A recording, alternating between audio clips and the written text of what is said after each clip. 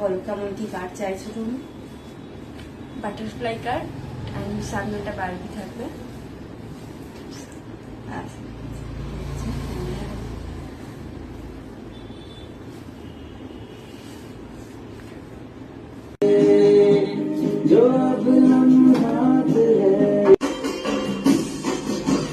এই যেমন না